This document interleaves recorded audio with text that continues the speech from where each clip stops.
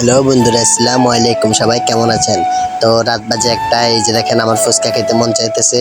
তো এই যে আলু সিদ্ধ করলাম, আলু সিদ্ধ কইরা তারপর যে আপনার ফুচকাগুলা নিলাম, ফুচকাগুলা নিয়ে এই যে ফুচকাগুলা আমি কড়াইতে দিছি আর ফুচকাগুলা বাজতেছে, ফুচকাগুলা ফুল ফুল করে ফুলে যেতেছে।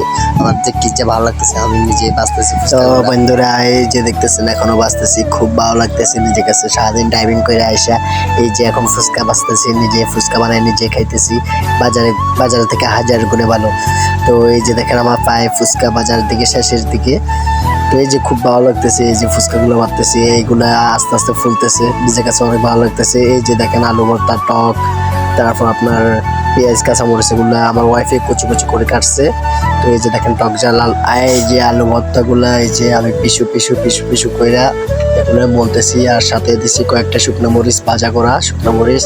এই যে দিতেছি লবণ, এই যে লবণ দিয়া এগুলা আরো টেস্ট করার জন্য অনেকগুলো মাখামাখি করতেছি। এই যে ডাটা যেগুলো আছে ওগুলো ফালাই দিছি। এই যে আমার প্রায় মোটামুটি শেষের দিকে। এই যে দেখতেছেন এগুলো আমার আব্বুর জন্য আমি আস্তে আস্তে কুচু করে ঢুকাইতেছি, ফুচকাগুলা কাটতেছি, অনেক ভালো লাগতেছে।